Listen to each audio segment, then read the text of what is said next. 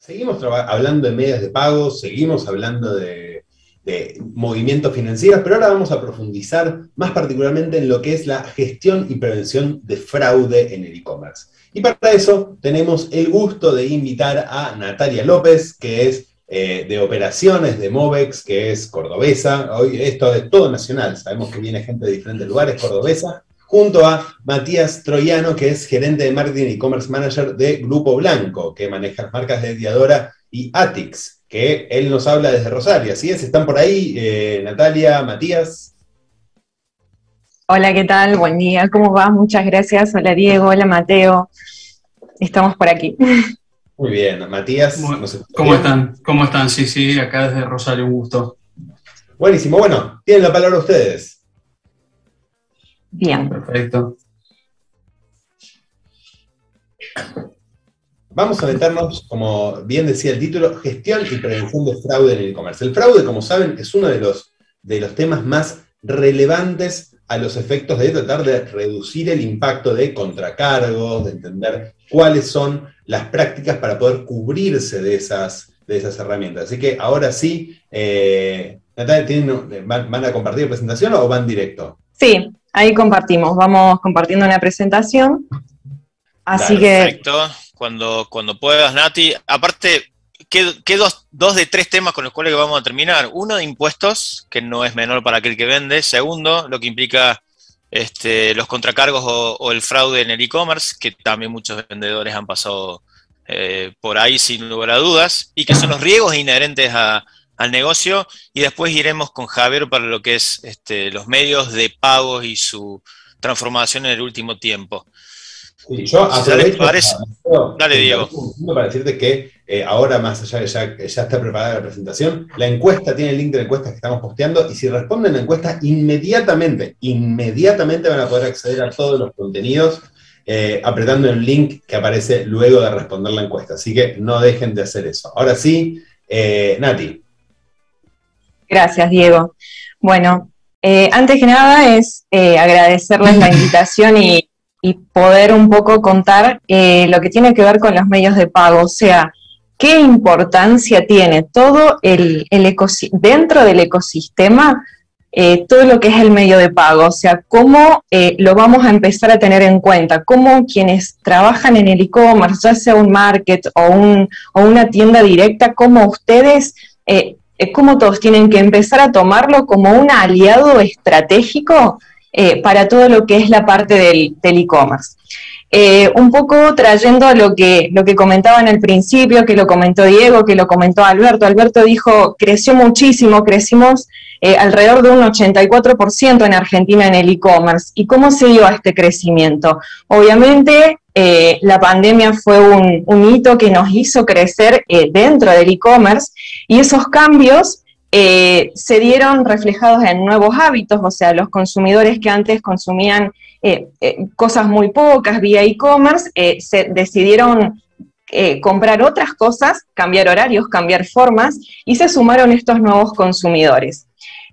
Diego dijo esta mañana, bueno, hubo una cuestión de un proceso de estrés, o sea, que vivió el e-commerce, y los medios de pago vivimos el mismo proceso de estrés. Era cómo de repente poder brindar y acompañar al e-commerce en ese crecimiento que nos estaba faltando y a qué teníamos que salir corriendo para poder ayudar y que el e-commerce pueda crecer en escala de la manera en la que se dio durante el año pasado y que se sigue dando, porque cuando incorporamos un nuevo hábito, ya está. Entonces es cómo contenemos eso y seguimos brindando todo lo que el e-commerce va necesitando. Y se dieron 3 casos puntuales en donde tuvimos que agregar ahí, como dijo Seba, innovación. O sea, somos tecnología y tuvimos que innovar.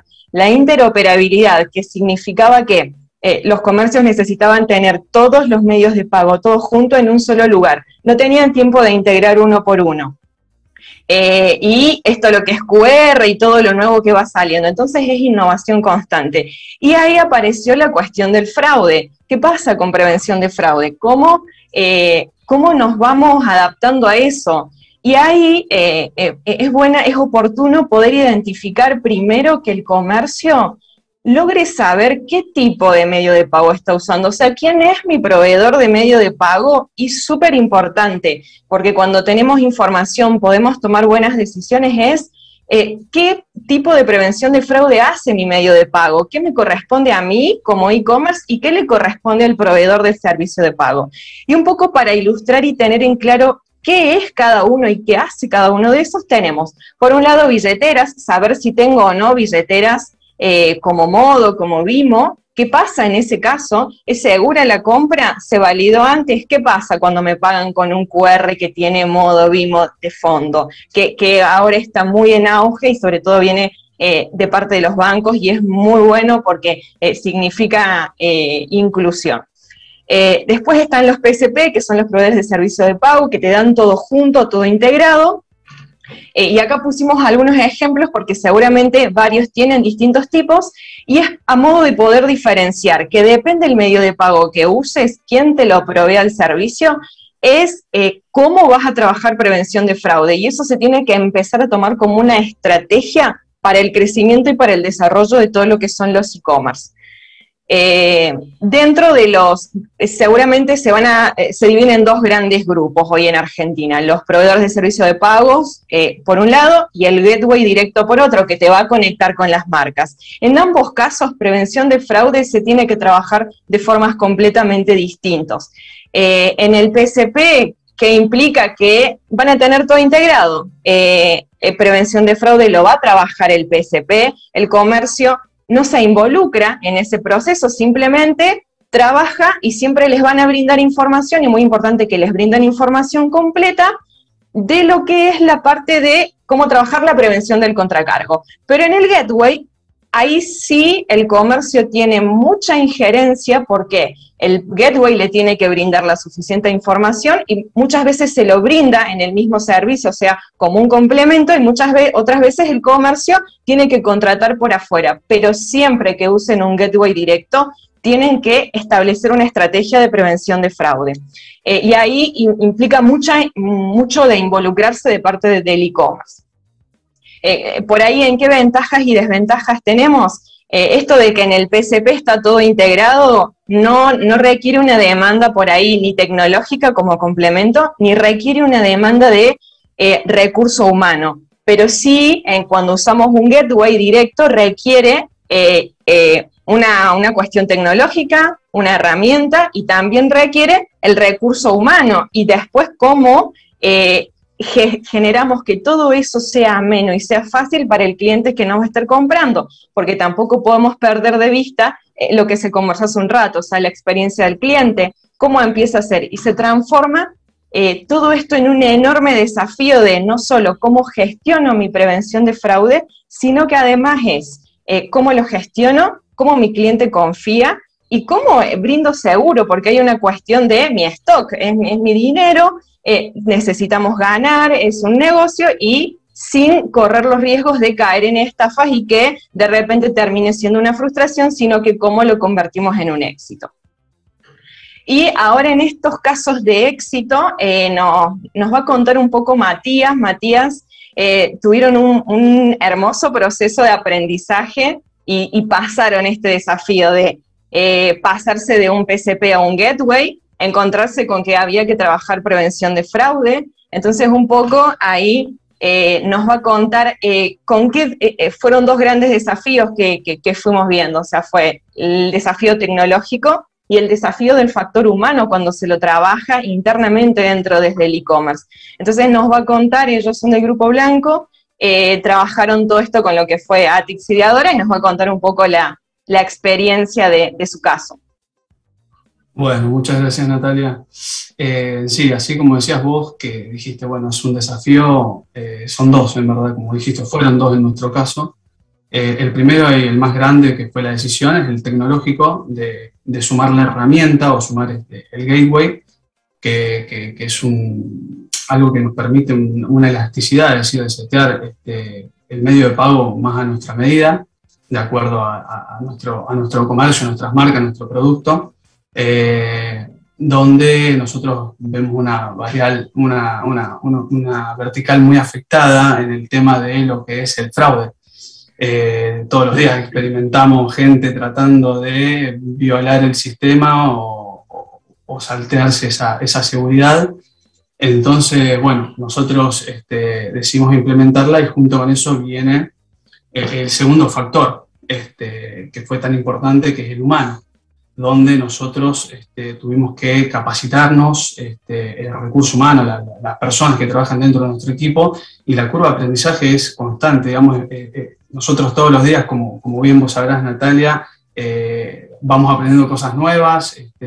Al principio tuvimos esa prueba y error, donde fallamos nosotros en la parte humana y tuvimos esa prueba de que hay que capacitarse constantemente para entender la herramienta y saber cómo trabajarla y usarla, que esa es la parte más automatizada, es la tecnológica. Y después cuando la herramienta empieza a funcionar y detecta esas probabilidades de fraude, entra el factor humano, donde ya tenemos que estar súper atentos para poder verificar datos, constatar que no sea una acción de alguien que trata de robar datos o usar de datos ajenos.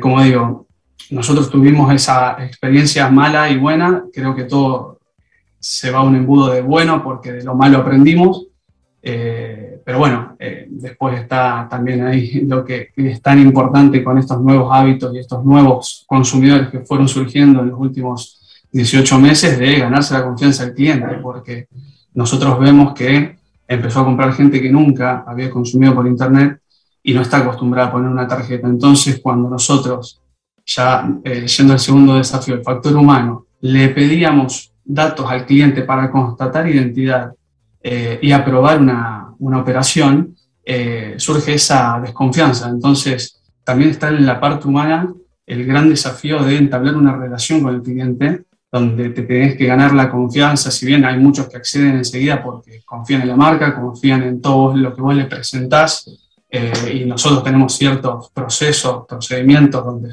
hay mucho formalismo, y también a veces hay tonos informales, el cliente accede, y hay otros donde el cliente también desconfía mismo de la validación. Entonces, bueno, es un trabajo día a día de nuestro equipo, de ir generando esa relación, ese vínculo, donde la gente confía y te comparte, no sé, la foto de un DNI, números de tarjeta, etcétera, para validar, una vez que la herramienta antifraude dispara la alerta, digamos, ¿no?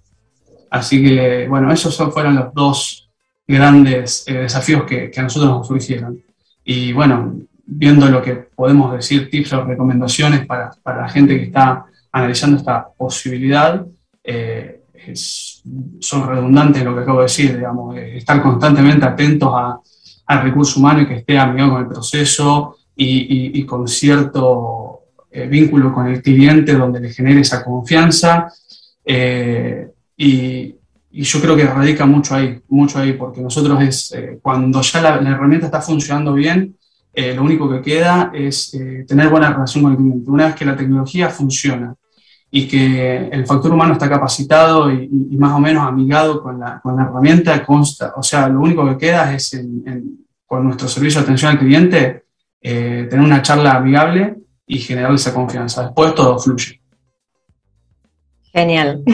Bien, y un poco para dar cierre ya a nuestra presentación, es hacer hincapié en algo que dijo Diego al inicio, que fue cómo podemos generar el cambio real en el ecosistema, en el e-commerce, sobre todo en lo que es el interior del país. El cambio real se produce y la base es la capacitación, así que aprovechen por ahí todas estas capacitaciones que nos va brindando CASE, porque es súper importante que vayamos aprendiendo cosas nuevas, y siempre el recurso humano dentro del e-commerce y cada una de las patas que lo conforman tienen que recibir toda la capacitación. Eso nos va a permitir tener información, tomar decisiones claras y poder crecer y expandirnos y seguir sosteniendo todo lo que es el e-commerce en Argentina y sobre todo en el interior del país. Espectacular, espectacular Nati, espectacular Mati.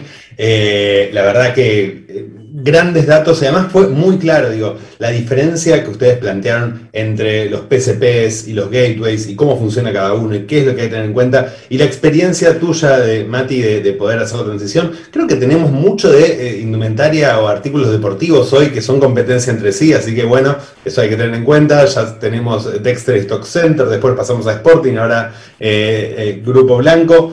Bueno, creo que sí es súper interesante cómo la experiencia de cada uno de ellos va impactando y en este caso en particular hay muchas preguntas que hoy, ahora lamentablemente no vamos a llegar a hacer del chat. La verdad es que es un tema que despierta mucho interés, así que también tomamos nota de ello para poder profundizar un poco más, pero creo que ha sido súper, súper claro. Así que gracias. Gracias, Nati, y gracias. Gracias. Gracias a ustedes. Muchas gracias.